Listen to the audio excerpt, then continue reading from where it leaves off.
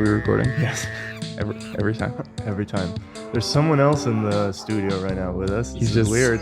I can shout feel out his presence. Shout out to Brian. Shout out to Brian. Brian's waving at everybody. Hello, hello. Hello, hello. My name is Mauro. And I'm Dan. And this is Cool Animal People. Featuring Brian in the corner. Really creepily standing there. Featuring Brian's physical presence. Shout out to Brian, our Brooklyn manager, for staring at us while we're recording the intro. We just had a super nerdy, fantastic, and incredible conversation with the CEO and founder of Companion, John Honchariw. Yeah, we got it. We got his right. name. We got his name after like 3 or 4 times. It took me a few times. I was super nervous saying it the first time. Yeah. I didn't want to botch it. What do you say? Ukrainian kangaroo? Yeah, Honchariw. Honchariw. Yeah. I don't get the Ukrainian part. Me neither, but it's just, we roll with it. What is Companion? Companion is basically a robot that's going to teach. Not basically. No, it is a robot. It's a robot. It's a robot that's going to train your dog. And now I'm sure you might be skeptical. I was skeptical at first too. I'm pretty sold on this product. It's not going to replace you as an owner. It's going to enhance your relationship. And I know I sound like I'm working with their PR team on this. Yeah, just a little COA for everyone listening. What's COA? Like cover our asses. Oh, okay. Bleep. No, we can curse here. It's our podcast. We don't sponsor products. We don't get paid. We don't get paid. If we endorse something, it's because we genuinely like it. And usually when we have people on, like Andrew Gill from Petpulse, like we think these are cool products to talk about. This is on. If none of you were listening, this would literally just be me and Mauro in the room talking. Like we would do this regardless. So John Honchariw, the CEO and founder, right? Founder of Companion. We went through the technology inside of it. This is a very tech-heavy podcast. If you're a nerd like us, and you know what a LiDAR scanner is, founder and CEO, John Honchariw, you will absolutely super enjoy this conversation. Like this is the Tesla of like dog tech. Yeah. No, honestly, this is. I think we see a lot of technology pertaining to dogs, cats. Yeah. I think this is probably the most advanced piece of technology that people can have in their homes, short of buying like First an ultrasound kit. Yeah, they have created a new category. We don't get many of those. No. First to market. Very cool. 0 to 1. Yeah, and we actually got to talk to the CEO, who is super knowledgeable. And an incredibly nice guy. Yeah. Thank you so much, John, based out for of coming San Francisco, right? Yeah. He had a nice setup. He had a camera. He had a companion in the back. His companion? His companion. So yeah, listen to this conversation and I don't know, subscribe, do whatever else. Do whatever you want. Smash that subscribe button, bro. Smash that subscribe button. I don't care. Just listen to this and nerd out with us. Ladies and gentlemen, John Honchariw. Nice, that was nice. I'm really happy with that.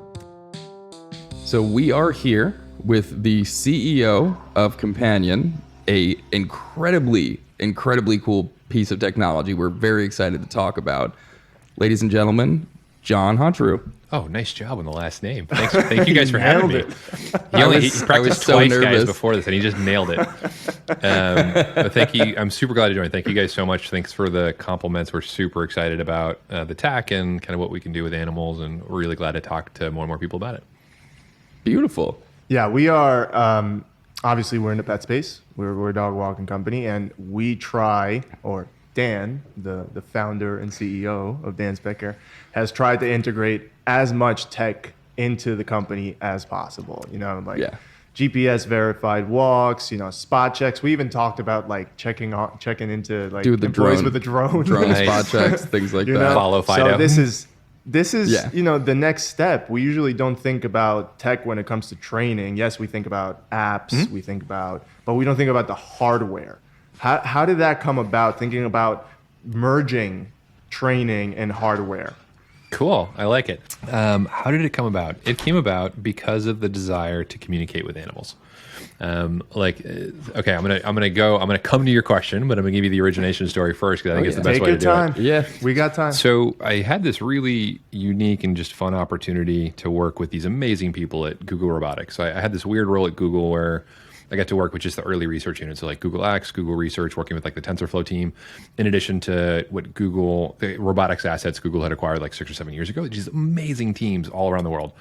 And looking at all of those sensors and compute and kind of all the bleeding edge stuff at the time, it became really obvious that all of these sensors, all of these pieces of compute were going to massively deepen and widen our ability to understand all the animals around us. And, and this realization came from two facts, which is one, like all animals already primarily communicate through movement and posture. So like conscious communication, like how I gesture to you guys, or the dog sitting by the door, you know you need to go outside. But there's a ton in subconscious communication, or unconscious communication. So how I hold myself, do I stand upright? Like how do I shrug over time? How do I walk? How does that change over time? It's the same thing with like your dog's tail wag, your dog's back position, its neck position, its jowl position. Like there's so much signal. So like for the engineers out there, there's so much physiological and psychological signal already out there that all of these animals are emitting. Like you, me, our cats, our dogs, every animal. And then fact two is we now have all of these devices that can much more precisely, with infinite patience and with perfect memory, pick up on all of this motion and posture. Like that sensor in your phone can, like this is in our phones in our hands, this is in our cars, this is in our, like all over the built world. And so all of these things can much more precisely pick up on all of this movement and posture. And like the computer doesn't, like, it can remember exactly how your dog walked a day ago, a minute ago, 10 years ago. It does not matter.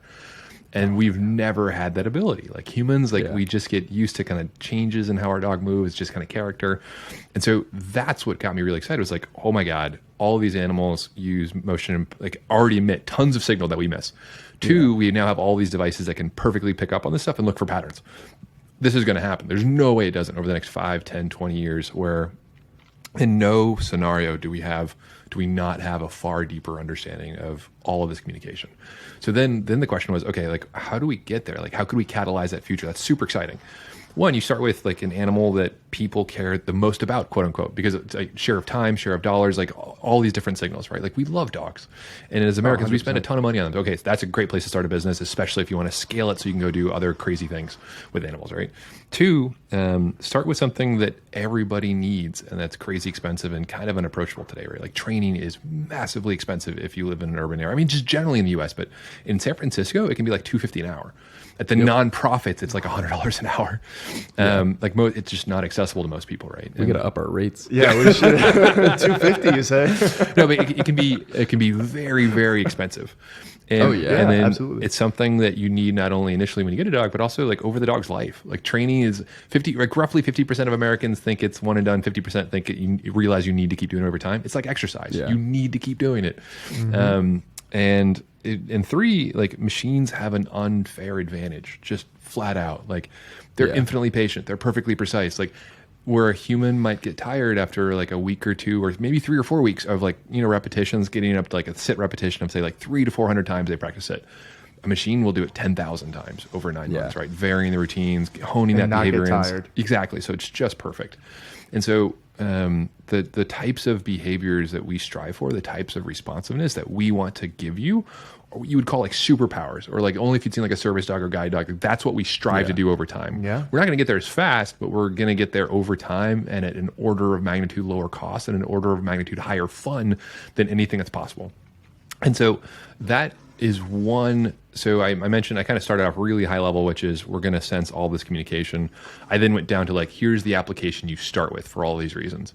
But the device is capable of far more. Like training is what gets you in the door, and training is really phenomenal in tons of different ways. There's all sorts of tertiary benefits, in addition to the support of the human-animal bond, which is why, like, if you ask the leadership team of the SFSPCA, like why they let us in the doors 3 or 4 years ago to have our office there, it's because they view us as a supplement to the human-animal bond. Actually, counterintuitively, not a replacement, because we're actually enhancing it through training. Yeah. But so it's... Anyway, so there's a number of things we're really excited about. We want to start with training, and then there's tons of other things you can do. I mentioned like tertiary benefits of the human-animal bond. There's also just a massive benefit to enriching dogs, keeping them engaged, and what that two-way interaction with the device has done. Like you mentioned a lot of other tech, and I was going to plug this one thought, which is we have a team of, I love, my colleagues are unbelievable. I'm so lucky to be able to work with them every day. And we're super excited about this because we do believe it's really the first piece of technology that's designed not for the human, but for the dog. Yeah. Like this is a device that has a conversation with your dog several times Right. a day in ways that Yeah. your dog wants to participate. Like this isn't, it's not, with the right way to put it, it's not it's not a camera that's kind of not really, the dog's not really aware of. It's not a wearable that lets the human track where the dog is. Yeah. By the way, I think there's really cool uses for those several products, but this is designed, all of our like blood, sweat, and tears has gone into the machine learning, the behavioral algorithms, the animal wellness algorithms, all the things that make it, that give companion the ability to interact with your animal. In addition to the other services we include, the companion coach, in addition to the companion app.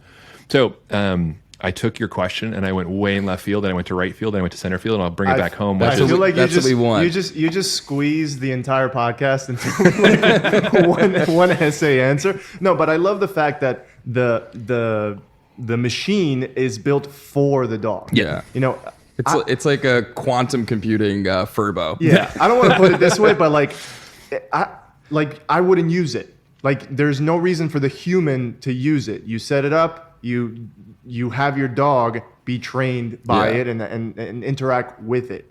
So like you talked about the other cameras, you know, you press a button, you shoot a treat. You talk to it. They're simple. No, they're simple, Yeah. and they're meant for the human to facilitate interaction with the dog. Yeah. This is just to facilitate the dog's interaction with the machine, which is super cool. And so the idea is, so counterintuitively, and I want to be really careful about how I articulate this. One of the things that makes us most excited is that our product tends to increase the amount of time people spend on training, because it becomes far more fun, far easier to get great results. We would never ever want people to spend less time with their animal, and especially we would never ever want people to spend less time on training. A lot of the benefit of our device and service is that the goal of the device is to do a lot of the heavy lifting repetition for you. It's always there. It's always giving your dog something engaging, so that we can give you 95% of the repetitions, or 99%, like do all the heavy lifting for you, but you always complete the loop of you actually go use those new behaviors in different human environments. element. Exactly. Yeah. So That's what really sold me on it.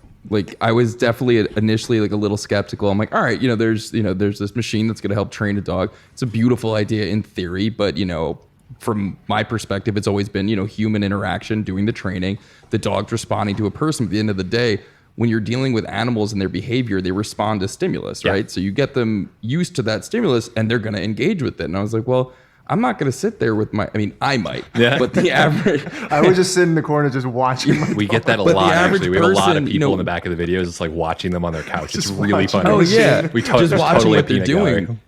And people, the biggest thing we run into, so we do dog training, but the biggest problem we run into is people will be like, do I have to be there for the training session? Do I have to? It's like, we're not here to train your dog. We're here to give you the tools. Yeah. Now, this thing, it's such an amazing addition. It's basically training on steroids, because you're having a trainer that is not going to break its focus. It's not getting a text. Yeah. It doesn't have a family emergency. There's nothing happening. Doesn't have a schedule. Its I'm sole sure you can job set is the to schedule, reinforce the behavior. but it can run forever without commitment, Yeah. without getting tired. It has more computing power than any of us combined. And You're giving us a ton of credit. I I don't know about that. Also, the runs on Windows stimulation, 98. too. Yeah. the Windows The boot up noise stimulation has is been so good for the pleasing for the dogs. dogs. They love that old Windows chime. Yeah, The chime. Showing my age. But that's another aspect of it too. I think that's such a huge benefit. One of the things, we're going into hundreds of dogs' homes a day. One of the things we often run into is, Fluffy tore up the bed and they did this, and people are like, "Oh, my dog did this." A big part of that is they need stimulation. A lot of these breeds that people have, German Shepherds, Labs, these are working dogs. They need that stimulus.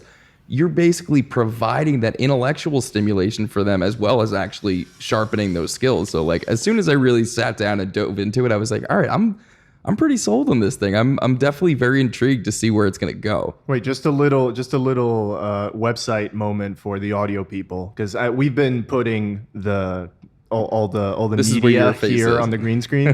We've been showing the video people, but audio people, if you're listening on audio, go to joincompanion.com.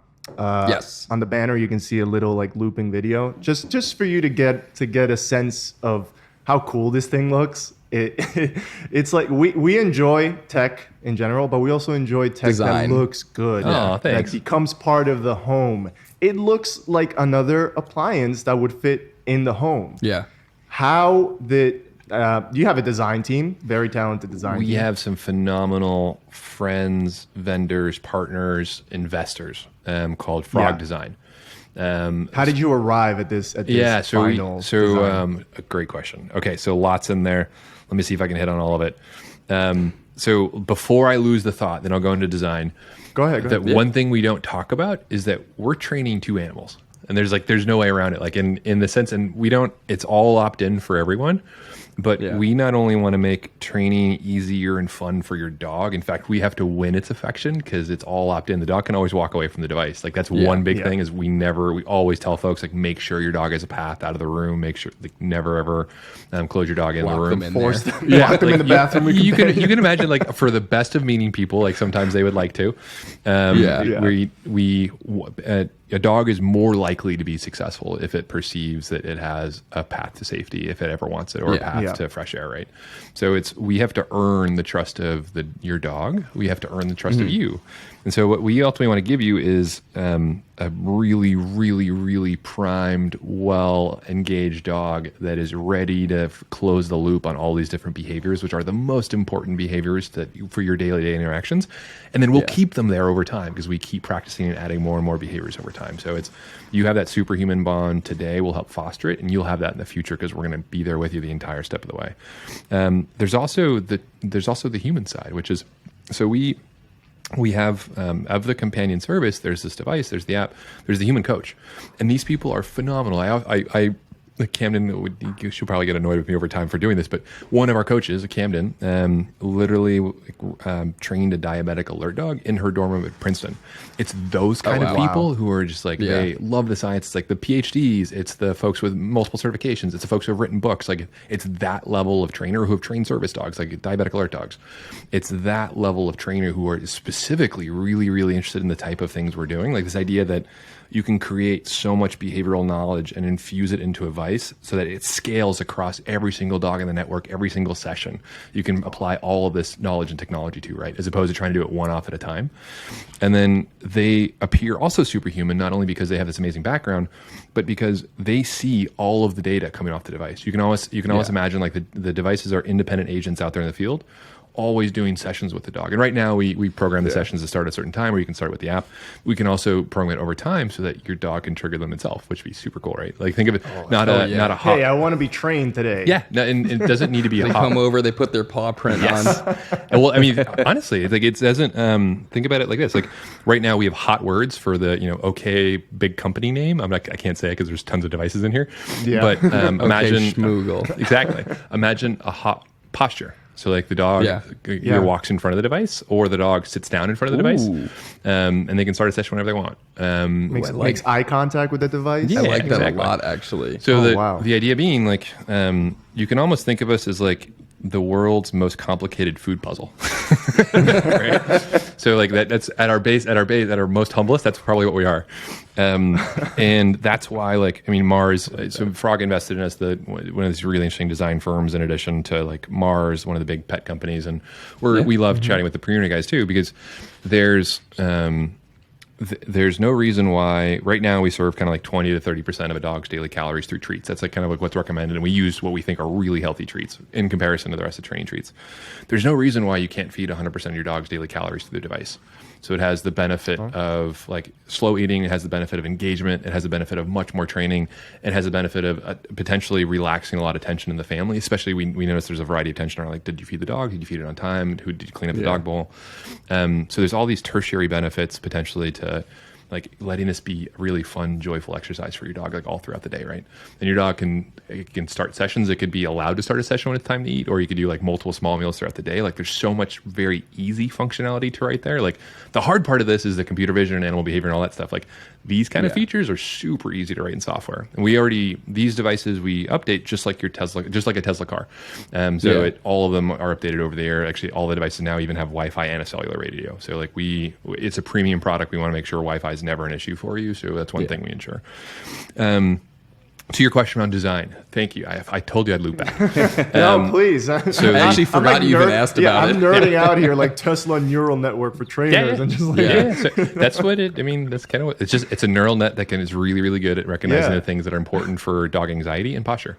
And then on the design side, we went through this really interesting phase over COVID. It's been a dark time for everybody, right? And it's weird to say. It's weird to say it was an exciting time for us because there was so much like darkness going on, but you have to look for silver linings, right? You have to look for like, what are the good things that came out of this, which is we were actually launching our fleet of professional products, like the Companion Pros, out to day boarding facilities, like right around when COVID started. So if you think about like our products for our Companion Pro product was specifically designed for shelters for day boarding, and that all changed in COVID, right? Like all of those places, just everything went upside down.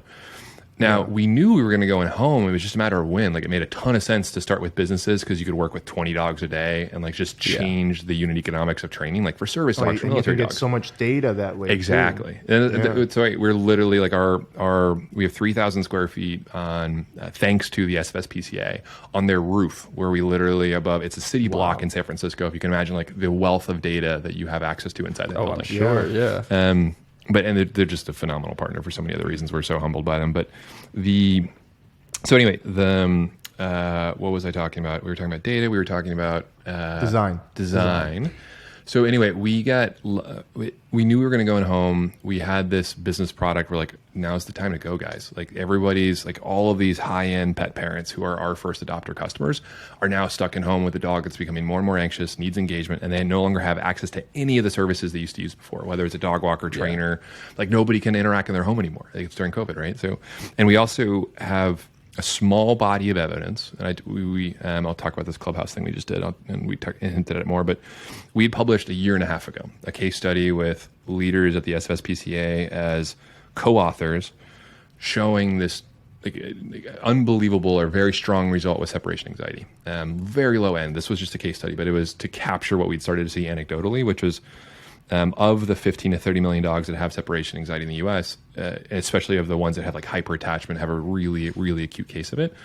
Our device seems to have this really interesting effect where it keeps those dogs engaged and enriched as the owner is able to leave the house. And with all of the cases we've seen, we've had 100% success. It's relatively fast, and it seems to be permanent. But we do not have near enough evidence to offer that as a product yet. One of the things we're doing right now is actually getting a higher and higher body of evidence to support that. We never want to make public claims because it's a really acute condition that can be really harmful to the human and the dog. Yeah. So we don't.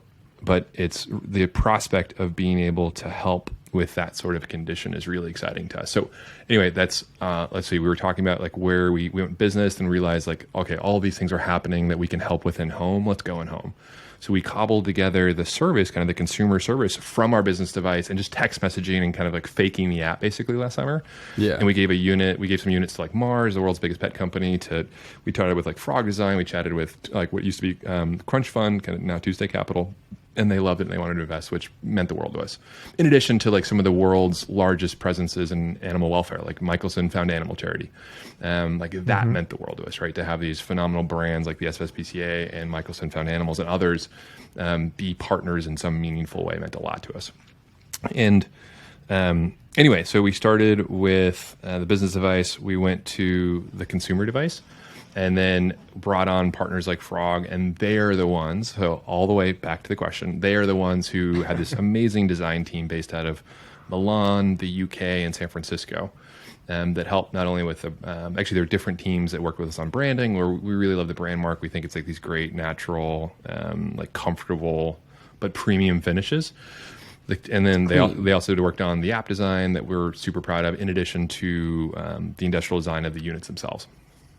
Also, shout out to whoever designed the logo. Yeah, we like the logo a lot. That's one of the first things we noticed. Like, oh my god, it's simple and it communicates clean. such a happy and laid back moment with that dog, Yeah. in the logo. It's so nice. And it's looking up, like looking to the future. Yeah, it's alert. It's like, it's there. It's so cool. So I have a variety of colleagues. Almost all of my colleagues have far more taste than I do.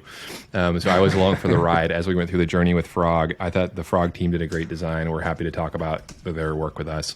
We also just had a lot of great colleagues, like my colleague Shannon, who's their COO and president, who did a great job in working with them as well.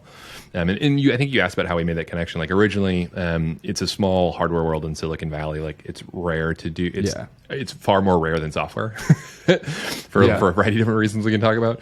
And Shannon is this phenomenal person on a variety of different levels, but she's also like a mentor. She's on the board of Stanford StartX, and she's done a variety of kind of like first of kind consumer products, like everything from Innova, the sous vide company, to Jimmy Jane and others.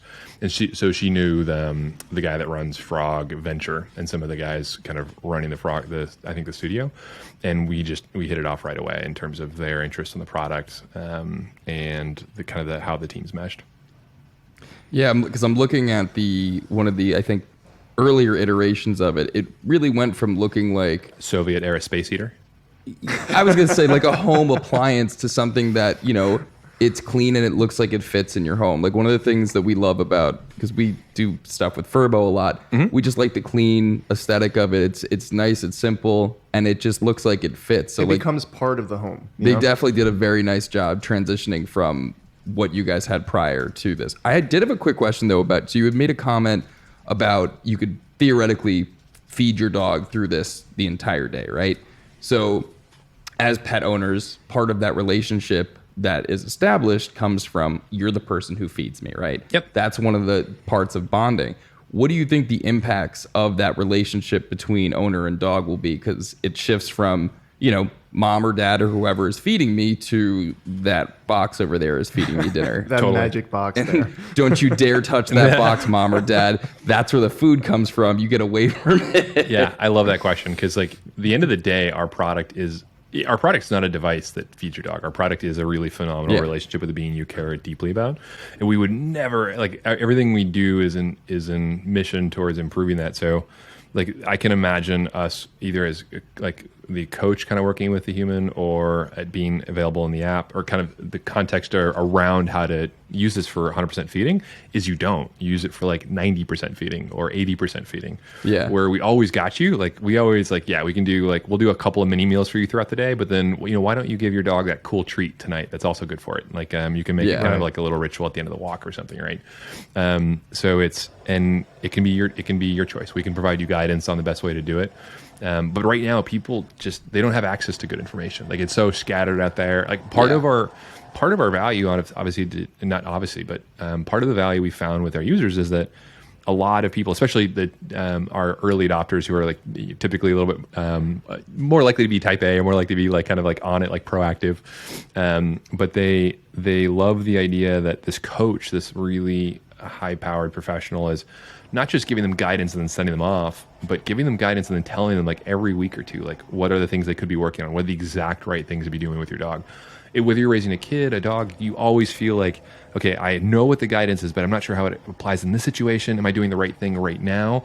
But this coach who's following you, who's the same team that you're being supported by, it just like at a whole different level of almost like positive control or positive knowledge, affirmative knowledge that you're doing the right thing. And so I think that's a benefit we don't talk about that much. It's almost like it just blends into the whole companion experience, but it's a different way of raising a dog. It's a different way of living with the dog. If you always have a thought partner who has this amazing resume kind of in lockstep, and that thought partner can rely on what you're telling the person about your dog, but that thought partner also has direct evidence from like how the dog is engaging, is it eating with the same speed, is it moving the same way, is it more biased in its interactions with the device. But so it's one of the things. If we just did a service where you got to work with like a really, really high end, service dog level coach, I think it'd be really fun and really cool. But it's the combination of the two things that really make it powerful, which is like having the direct data, and then having access to someone where you feel like you're in really good hands and kind of positive affirmation or positive control. Yeah, you're getting essentially a live-in trainer who has photographic memory. Yes, exactly. And is really, really good at calculating stuff. Yeah, way better than us. So we talked about the data, the analysis of data, and the application. Yep. How, like, I know this is going to be a loaded question, and it's probably going to be hard to answer, but what kinds of data does Companion collect from the dog? You said posture. You said, I guess, a speed of command and repetition. Is it like edge computing or something like that? Yeah. Yeah. What kind of data goes into making Companion what it is? Cool. So there's a couple of key things I'll lay out as to why this is possible now. And then I'll talk a little bit about how we capture data and what we capture. And then the first thing I'll hit right off the bat is it's all opt-in in terms of like all of our customers. Like the only reason we would keep data is if we would give you a choice and say like why it's really good for your dog if you let us access this data, right? So the only reason, think of this almost as for background, think of this almost as like the same types of sensors you have in the Face ID on your iPhone or something similar, right? The LiDAR? Yeah, or like it's similar. Yeah. So like it's regardless of the actual spectrum, the electromagnetic spectrum you use, it's like radar for your dog. So it's we're using specifically what's called a depth sensor. So like that's included in that Intel RealSense camera you can see in our units, but also RGB. So just like a red, green, blue, like just like a normal video camera, right? And that's what we're collecting. And then what we're doing, which is why this is all now possible, is we're able to take that information and process it in real time, as opposed to sending that to the cloud like a lot of other smart video cameras or smart doorbell cameras or others do, because they don't have the compute power on board to run those calculations really quickly, kind of the AI calculations, quote unquote. Onboard Companion, just to clarify for, exactly. Yeah. So we have a Google TensorFlow processing unit on board the Companion, and its only job is to run, most of its only job is to run very, very high speed computer vision to take a look at the inputs from the different sensors we have on the device and tell the rest of the computer what's happening with the dog. So not just take it's an image, but actually, is there a dog in the image? And if so, what is that dog doing? And then then in order to interact, so think of this almost like you guys everyone's had a cell phone conversation where there's like half a second or a second lag, and it's just like impossible to have a conversation. Yeah. Same thing with training.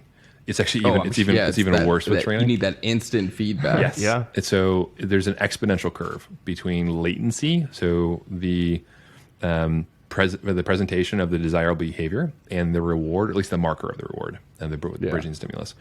So the shorter that latency is, the lower that latency is, the faster the animal will learn that. And there's a limit. So like over like half a second or so, you can't train. Like I don't say it's impossible, but it's just very, very challenging.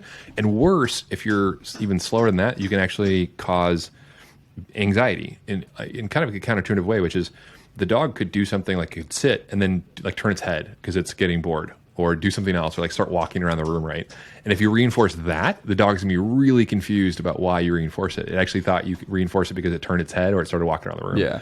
The reward time is so important when it comes to training. Exactly. So it's like the same thing as like, oh God, it's like when you sacrifice the person in the volcano to try to get good crops. And it happens randomly, and like you're like superstitious behavior. There you go. So it's like a superstitious behavior, right? Sorry, I clearly a little slow today. I'm trying to connect some words. Hey, it's that latency that we talked about. Exactly right. My brain's a little high latency right now. But so you have to do it very fast, and we set a very high bar for ourselves. So we're operating like tens of frames per second. So that it's actually really cool to watch. I was watching the video you had from 2019. I'm sure things have obviously improved since then, but being able to visually see what the computer is actually looking at is really cool. Watching it, just the percentage of the movement and all this stuff, and like seeing that's a ton of processing that has to happen. And obviously, having it all on board allows us to be an effective unit. Exactly. So because it relies on that efficiency also. Exactly. So like. It has to be accurate. It has to run really fast. And so it's becoming more and more possible to do that. Like there's more and more tools to enable that kind of stuff, but it's still a relatively high-end skill set. So it took us a while to really because you have to think about, okay, what do I want to teach the machine to learn? Like what postures, what transitional poses, like what signs of anxiety, what signs of compliance, what signs of stress do I want to teach this computer? Like what are the things that are really important that human trainers kind of do naturally, but you have to teach a computer to do it. Then you have to get kind of that taxonomy of all the different information and figure out, okay, how do I program a computer to find these things in all different environments with the most diverse visually species of animal on the planet, dogs, and all different shape sizes, hair reflectivities, et cetera. And then once I have all that, then I have to figure out once I actually can recognize these poses, like how do I actually get the dog to learn without any sort of, we don't lure the dogs. We don't, we don't do anything physical with the dogs. We're just capturing the different behaviors and shaping them over time. So the first time we see a sit, the first time we see a dog looking at the device, that's actually watch if you capture it, right? It's the dog's looking right at the camera, or I should look right at my camera. Or the first time the dog goes down because it's hanging out in front of the device, or the dog sits, or the dog comes towards the device, that's recall. So you can actually, all these behaviors happen very naturally, very quickly, and you can start with them and then shape them actually over time too if you want to change them, but shape approximations.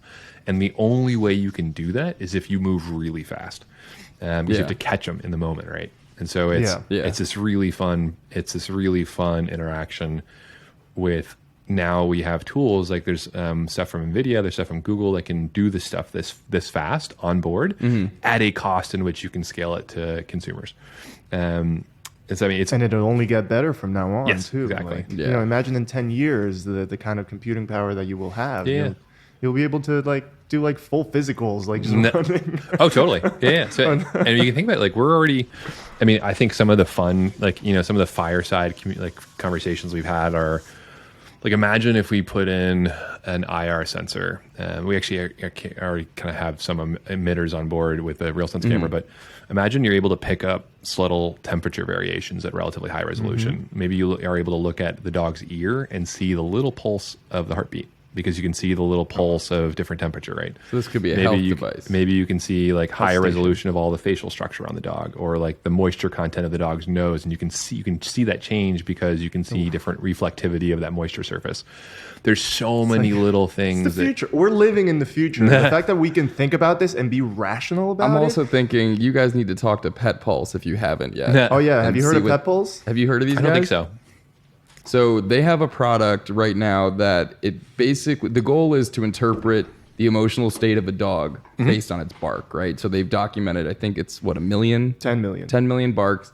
So, it's all right, my dog's angry, it's upset. There's tons and tons of applications for it. One of the things being, like you were talking about before, them being able to detect someone's blood sugar dropping. If there is some sort of, if someone's an epileptic or a diabetic, you can predict that, notify medical personnel, whoever you need. There's so many different ways. I'm just so excited that all of this cool tech is just coming out now. This is when he came. So Dan found you guys, and when he came to me with the idea, I looked at it. I'm like, is that real? Yeah, we get that a lot. No, yeah, because then I watched the video. I did research. I'm like, this is the stuff you saw 20 years ago, on Minority Report or some other futuristic movie that now is possible because of the computing power, because of the great team that you were able to put together. It's just, to me, is the next 10 years. It's just you can't even predict. Well, that's what I want to be able to do. So that's my next question. Yeah. Where are we going? Where are we going with this, cool. Mr. Future? Cool. There's so much to talk about there. Let me think about the right way to structure this. We're a huge proponent of this type of platform for lots of reasons. I think that we actually have our board member. One of our board members is the CEO founder of Whistle, and love the wearable segments as well. A guy named Ben Jacobs. There's a ton you can learn off of the wearable devices. I think that's great, but it's limited in the sense that we have an order of magnitude more data because we see the entire dog, the ears, the tail, the eyes, all that stuff, right? As opposed to just one point on the neck. And you can see it's a lot easier to get consumers to use a device with just vision because you don't have to charge or mount or there's a lot of reasons why. Yeah, exactly. And so we can see a ton. And what I can say on the short answer is there's an infinite number of health things that we think will make this platform something that you wouldn't imagine not having for your animal in the next 5 or 10 years. Like it would be like, why wouldn't you have a companion if you leave your dog at home? Like it'd be crazy not to. Not only because like everyone's more aware of the engagement benefits, for young dogs, for older dogs, but we've also started to see very tangible health and wellness benefits a lot earlier on than we thought we ever would. And so I'll give you a couple of examples that are the more intuitive ones, and then I'll go to some of the weirder ones. We've already started detecting pain in real time. So we can tell, we've already been able to tell customers their dog was in pain and they didn't know it. If you think about it, like it actually we should have seen this coming, but if you're asking an animal to do all these sort of motions and postures every day, and you have a machine that's really good at looking for patterns, you can tell the instant the dog was willing to do sit down and it's no longer willing to do down, that there's something going, and it flags to one of our coaches. Our coaches look at the video and be like, oh yeah, there's something going on with that dog's front shoulders. And then they can text that owner or message them through the app and say like, your dog, by the way, we're pretty sure there's something going on. Like we're fairly confident it might be this. Like, why don't you give your dog a doggy Tylenol equivalent? And then we've been able to watch that dog start going down again. Or we can put together that video for you and arm you with it to go to your vet. Like that's a very easy kind of to understand one. There's that, and like we actually just did a big clubhouse event with the founder and CEO of Fear Free Pets, Marty Becker, and as well as Ken Ramirez, the chief training officer of Karen Pryor. And we talked a little bit about this. Like one of the things that got Marty super interested is the really low hanging fruit on the health and wellness side, which is stuff like one of our team members was just talking about this the other day. Like our software leader was mentioning that one of his dogs was super fearful around thunder. It's like super common, right? He had bought one of those CDs or just the sound files. Like I think it was a while ago, and they had it on to get the dog used to that noise. But it's like it wasn't really done fast. Just kind of having the noise on. Imagine being able to do that with a companion device where like you can actually we have a high fidelity speaker. You can slowly raise the volume of the thunder, and then you can positively reinforce counter condition and watch the animal and see how it's doing the entire time. For thunder, for baby noises, for the sound of motorcycle brakes, the sound of truck brakes, like the urban. Also, without you even being home. Yeah, the baby noise I like too, because if you got someone who's bringing a new baby home, you just get it used to the noises so that it doesn't. Sometimes anytime there's a change in the dynamic of a household, a kid goes away to college, there's a new baby, somebody moves in, somebody moves out. It changes how they behave, and so being able to prepare them, I think this has a huge impact on the mental health of your dog. Reducing that stress and making it so that they feel safe, because that's the number one thing before anything else is an animal needs to feel safe for it to be able to do all the other things. And so like that's Marty's mission. And like we were thrilled. So both Marty and Ken joined the companion team over the last number of months. They're on our advisory board. And it means like his mission, like in the fear-free mission, means the world to us. And so like there's so many very simple things we can do. So like not only do we want to help with dogs that have noise anxieties over the next 5 or 10 years, but we want to be there at the young age so your dog never has them to begin with. Right. Yeah. Right. So like we want it to start a generation where in the future this just doesn't happen. Or maybe it does with traumatic events, but we can be there to help course correct too over time. Yeah, solve the problem before it happens. Yeah, exactly. Yeah. And then like the very advanced stuff. Let's see, we talked a little bit about kind of seeing different postures, but I talked about the kind of obvious example of the dog not doing down but still going to sit.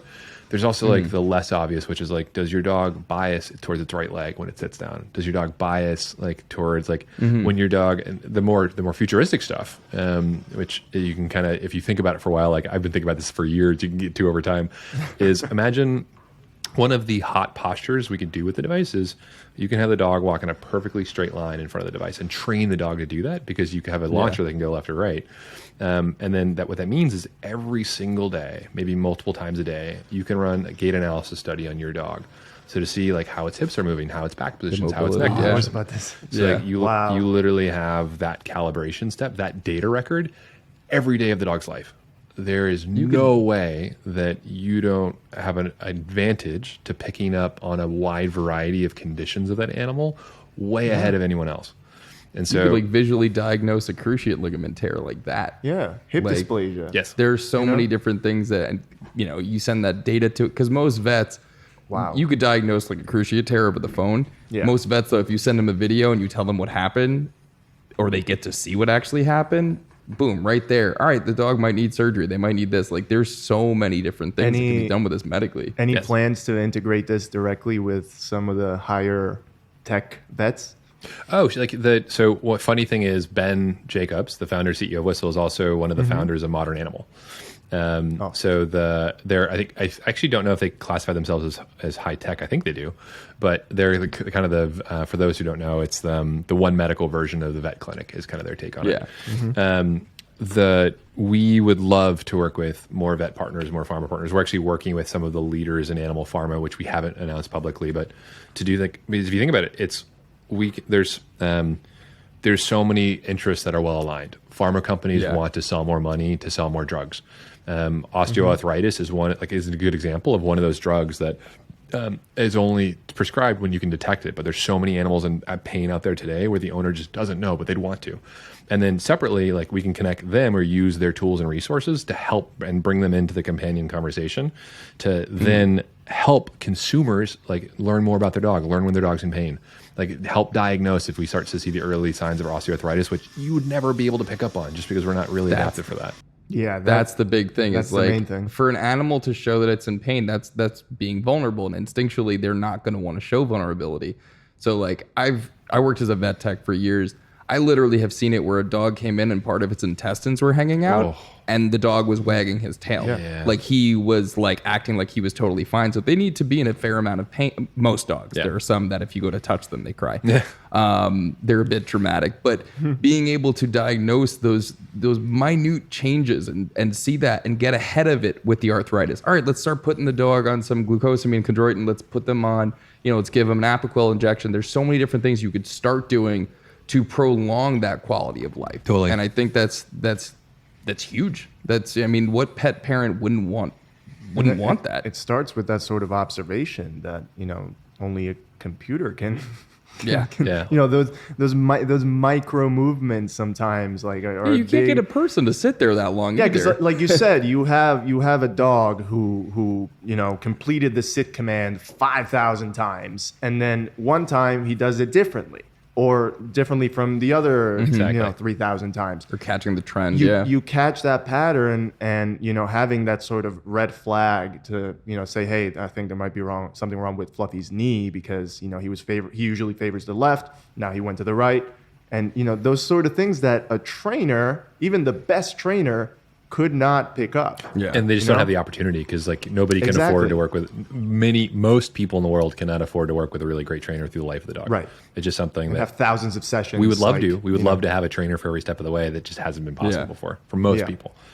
I totally agree. Like it's not just sudden variations. It's the long-term variations, which are particularly interesting for us. Because like I said, machines have perfect memory. So the idea that I'd say anecdotally, a third or a quarter of the houses we go into to do interviews or to do like some of our early testing, like we started doing kind of paid testing around the Bay Area like a couple years ago, and a third of the homes we go into, there's something going on with the dog. The owner has no idea, and we have to be really gentle in bringing it up. But my dog just skips now. It's just kind of part. Like as my dog got older, it started skipping when we go on walks. It's like actually there's something going on with your dog. Like we have to be very gentle with it, but most of the time the dog has some condition which is. It's not beneficial by any means, and it likely could be painful. But the owners, we just can't see it because we can't look at patterns over 6 months. We just don't. It's just not. It's not natural for us as humans. So I'm going to pivot for a second. So I'm curious. You get a puppy, you bring him home, you get him used to this machine, and chances are they're all going to do fantastic with it. Now, a lot of people out there, I'm a huge supporter of rescuing pets, get them from a shelter, wherever you can get them from. Have you guys had experience with abused rescue animals? How do they respond to this, to the companion system? Cool. It's a really good question. I'd say I don't think so. We've worked with a number of animals, many of which so we did a lot of our early acclimation studies and kind of engagement, which also was kind of a side benefit for some of the animals at the SFSPCA. Our hypothesis in the future is that this could actually be one of the really great tools for a lot of us are volunteers at the SFSPCA. It's kind of a fun way at the end of a work day or during a work day to take a break and go down and walk some dogs. But and one of the classifications of volunteers, can you work with target or reactive dogs? There's a lot of different nomenclature around it, but the dogs that have behavioral things they need to work through, or you need to help them work through before they can adopt out. And one of our hypotheses, especially as the shelter population has dramatically changed in the last year and a half. Our hypothesis used to be like, let's put machines all over the shelter and let every single animal benefit from it, which we still might do. But right now it actually feels like the really pressing need is actually, what if we could give a companion unit and the service at either a nonprofit rate or for free or heavily subsidized to every person who wants to adopt or is willing to take on working with a target or reactive dog. To make it that much easier and then give that target or reactive dog that much more likelihood to be adopted out. So that's the big thing, is being able to help alleviate those stressors or whatever it is that those dogs get so tense about. Because mostly it's from humans. That's the thing. We have clients that can only be walked by a specific girls, person, and man, then woman. It's like just a back and forth between some rescue dogs are scared of tall men. And just men in general, men with hats. Having this, even I don't know if the scale is way too big, but having one in every, cage in the kennel would be so rewarding for them, because how many hours a day are they without any sort of stimuli? Yeah, just having that additional stimulation. Yeah, and that would, in the long run, make them more adoptable. Yeah. I'm going to put that in quotes because some people, don't have the patience to adopt a dog that's been rescued. Adoptable. I know they're all adoptable. Every single dog's adoptable. Totally. But some families get driven away from a reactive dog. Yeah, absolutely. And companion could definitely put a dent in that. Yeah. And make them a lot more approachable. Sure. Totally. So I think totally agree. We have equipment actually mounted on kennels, at the SFSPCA. We did a lot of early data collection. We've done a lot of testing with. Think of in kennel run technology, and we think it's going to work really well, kind of at scale. It's a matter of when we want to get to it ASAP, and it's a matter of where the need is. And right now, the need isn't really there because of the dynamics have just shifted so much in this COVID environment. The need's really in home. Yeah. But you can think there's so much low hanging fruit. The box can literally hang outside of the kennel as long as it has line of sight in. Right. And then there's low hanging fruit thing, just the simplest things in the world. Every time the door opens, launch a treat. It's because a lot of animals get scared when they hear that door coming open, right? But and just the door to the kennel run, let alone the individual kennels. But just doing simple things like that, let alone doing in kennel training or in kennel run training, is super fun. So we're really excited. And there are institutions the SFSPCA has 1,500 volunteers, and they've done such a great job in funding. They're probably not the most neediest shelter in the world because they've done a great job of making sure they have a great investor base or in donor base. But there's a number of shelters that just don't have the coverage to have volunteers attend to every dog. That they don't have near the coverage to train every dog, which all the research has shown greatly increases the chance of adoption and adoption retention. So that was part of the reason I got really excited about training in particular was do one thing extremely well with the benefit of infinite time, because most people have to leave their animals at home. So make good use of that time. But also there's this really cool tailwind, which is if you can do that across shelters, you will help get dogs adopted. And just from a marketing standpoint, you could do a Tom Shoe model where buy a device, we'll get one in a shelter for you. And we even show you pictures coming from that device because we have a camera in it. We'll show you the dogs you're helping. It's that kind of stuff. It just that's beautiful. I love, any organization that could tie in some sort of aspect of social responsibility, I think is always a fantastic thing. And with great application too. Yeah. This is, it's not okay, everyone's going to get a thing or they're going to get a this. This everyone gets a car. That'd be great too. Well, because we're getting ready to open our first brick and mortar facility later Congratulations. this year. Thank you very much. We were very excited, but literally as soon as I watched that video, I was like, we could use this. We'll put a wholesale order for. Yeah, we're. I'll send you an email. Cool. Invoices are great. This is something that it would be fantastic for. 100%. Yeah. So speaking of getting it, is it available currently? What's the price point? Cool. So yeah, we've purposely been a little shy about all that. So right now we are shipping units out of our facility in the South Bay area. Or sorry, we're about to ship the next wave on the 19th. We have opened up the invite list. So if you want to join, if you are interested in potentially getting a unit soon, would encourage everyone listening to sign up at joincompanion.com. If you please excuse us. We're being very we're being very thoughtful and very methodical about how we roll it out, because we love the experience that people are having, but we want to make sure that that experience stays the same regardless of how many we ship at one time. So we're going to we have an order of magnitude more signups than we have units to give in the next 6 to 9 months. So and that's why we're not showing pricing. It's not like you're making a purchase. I think that expectations are key, and the last thing we want to do is step on someone's expectations. So we love early adopters, young dogs, old dogs, doesn't matter. We work with all dogs, and that if you sign up, we're going to be messaging to you, and we'll get you a unit as soon as we can. But it's going to happen very methodically, because what we're solving for is making sure the dogs and you absolutely love it as we go to higher and higher scale. That's always nice to hear, because a lot of companies, especially with hardware, as soon as something is functional, they rush to market, they mass produce it. Yeah, like a successful Kickstarter, Yeah, and then the QA is shit, and they're not staying on top of it. Servers can't handle it. There's no good customer service. There's no good support. Right. You guys sound like you're doing all the right things the right way. We're trying to make sure that this is the best. Well, you're taking the time. You're not releasing an unfinished product. Yes. Is what you want. You want to release it when it's ready to be released. You don't want people buying a product and basically acting as a beta tester of a mass-produced product and being unaware of it. And not knowing an unfinished product, not knowing that they bought an unfinished product, which is very cool. Yeah, so I totally agree. And I think I would even say it, we're very excited about the product. It's that I think there's one thing people ship too fast because they either face competitive pressure or they face funding challenges or whatever that might be. And we've been open about the round we raised, or kind of we announced it earlier this year. And then also congratulations on that. Yeah, it's great to raise a seed round, but the thing that we're most proud of is who it came from. So leading animal charities, leading pet companies, just the number of brands from across the world that represent what we think are really good, thoughtful partners in animal welfare just is super humbling us. In addition, fun folks Jimmy Kimmel's kind of associated firm Wheelhouse VC, some fun consumer folks. Oh, nice. So I think and what I'd say is that we don't face those pressures, or we don't face, I shouldn't say there's a lot of reasons why good people might try to rush something. We don't feel those kind of pressures like a lot of other companies have. We're lucky. And then it's not, and I think the thing we really want to nail is scaling up the experience.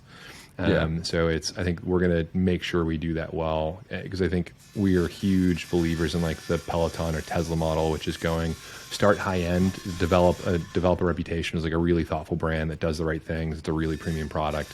You're going to love it. And then hopefully generate trust and hopefully convince people that you mean the right thing. And if you are lucky and if you earn it, they will say good things about your product to other people. I think that's probably the best thing you can do as an early consumer brand, as an early consumer company, is that show you are really dedicated to doing the right thing by everyone. And hopefully that will carry you through kind of the first 10,000, 100,000 folks. Well, it sounds like you guys are doing all the right things. And I mean, you guys are first to market on this, right? As far as I can tell, there's no one else doing anything like this out there. There's not. We haven't seen anything similar, and these things take a couple years to build. Just to stand up the systems, it's hard. Yeah, I'm sure this isn't a weekend. No, I love product. 35 minutes ago, you said something about we're really excited about the features, about automatic feeding. It's relatively easy to code, and I'm looking yes, that's very easy to code. Totally, yeah. Well, 100%, after you've had to stand HTML. Up a CV system to recognize animals at very high speed on an edge device and interconnect all the other services, everything else looks easier. Right. Yeah, exactly. In comparison, feeding. All right, we can handle shooting a single treat out. Exactly, we can do that. So in terms of the behavior analysis, obviously we know the computer's doing that. Are there going to be more advanced training programs? Like, are you guys planning on working with some of the, more influential trainers and all that stuff? Like, what's the plan with like developing more training programs with the dogs?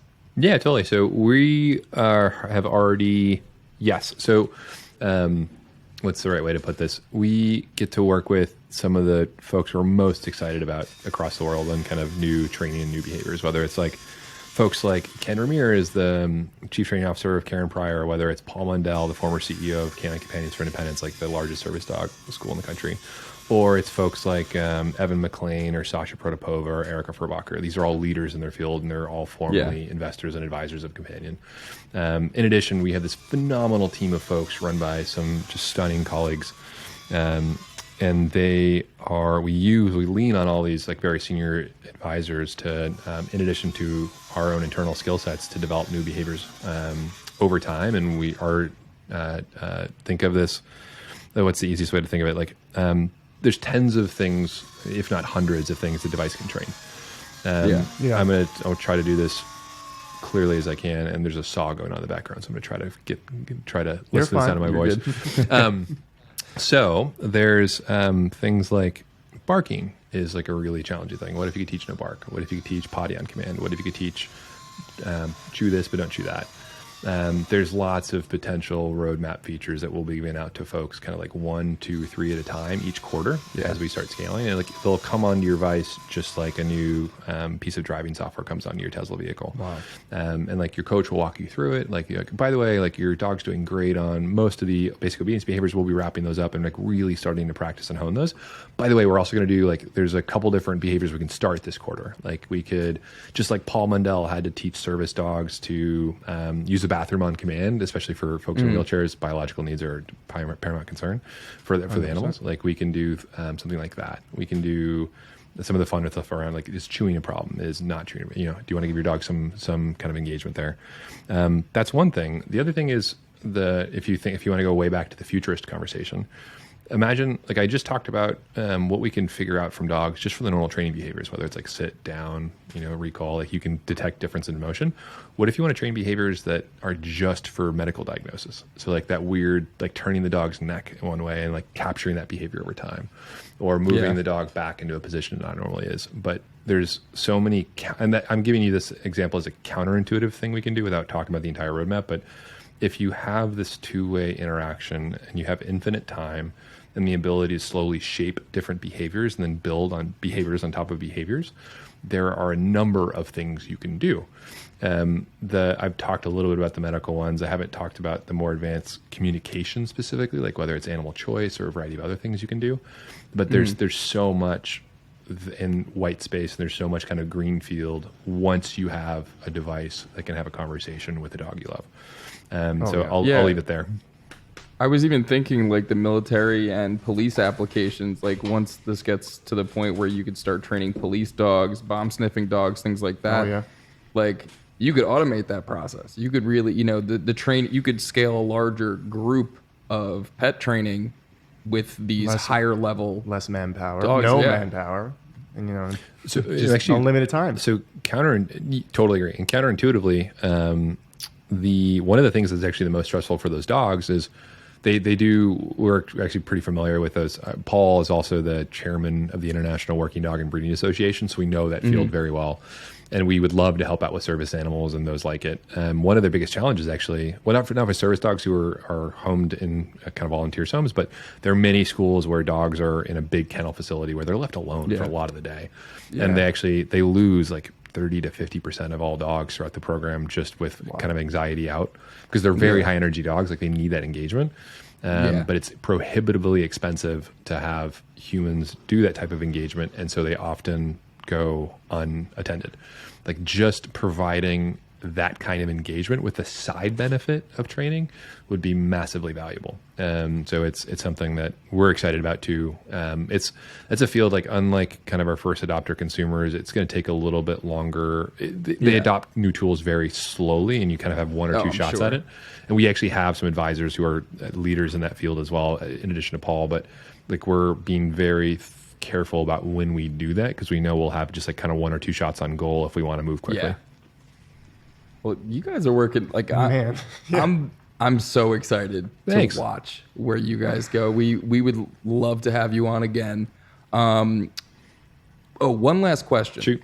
Is it going to be like a subscription model? Yeah. Like what's the So think of it like you asked about. about rough pricing. So like it's going to be a high end product first. I want to make sure we set that expectation. We're going to make it. The part of the reason is because if we do that, we can make it more affordable for everyone much faster, counterintuitively, just like absolutely. Tesla or just like the other companies, right? Yeah, there's also more features, that you're going to be rolling out. You have the companion coach, you have the app. It's not like you're paying for it's not like you're paying for the device and that's it. Yes, There's exactly. more It's- to it. it's an Very entire service. I love the fact that you can just like through sheer magic be like, hey, we're going to teach your dog this next week. And then just boom, just push it out. And can owners like sort of like accept and, sort of go through the catalog and select which ones they want to work on the dog? Yeah, so right now we have kind of a core curriculum that we suggest everyone goes through because it's like the kind of the fundamentals. Yeah. But along the way, we have different flavors of teaching the same thing if you have preferences. So like our coaches have access to like this whole entire back-end system we call the companion coach console, where like they literally have drop downs of like 100 different activities that they can give you to practice these certain things. So like it's designed to be like you are going to get the same great experience. Like 80 or 90% of all dogs will share this part of the experience, but then this 10 or 20% is really going to be personalized to you and your dog through the companion coach. And like in terms of pricing, like I mentioned, I don't want to say it's like expensive and then just leave it there. It is expensive, but think of this like in terms of value. We want it to be looked at as a screaming deal in terms of it's like think of like the recurring service to be like a dog walk a week. It's like we want it to be like in that kind of price range where like it compares insanely well to dog walkers, to trainers, to day boarding. Yeah.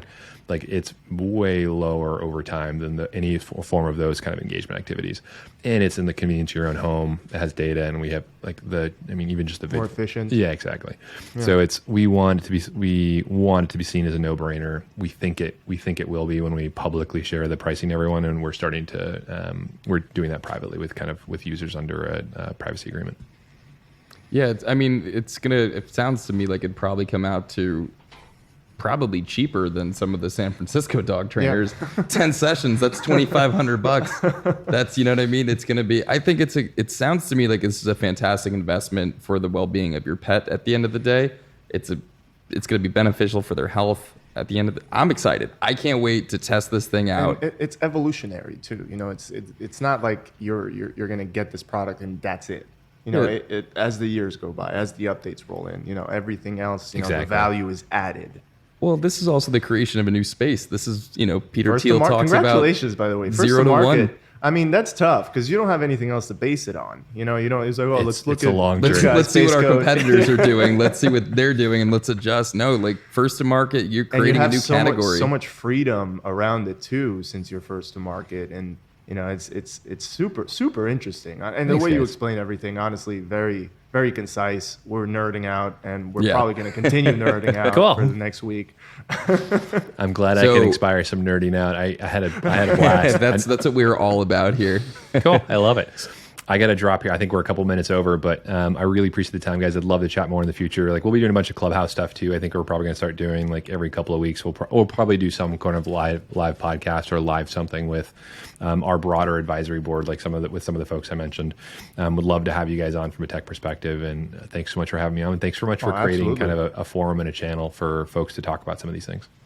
Absolutely. We were so happy to have you. Now, before you go, where can everybody find you and how can they, get in touch? Cool. Joincompanion.com. Beautiful. Yeah. Enjoy the video. All right. Yeah. Thanks so much, guys. Again, have a wonderful rest of your week. Have a great 4th. Have a good one, John. Thank you so much. Of course. Catch you later.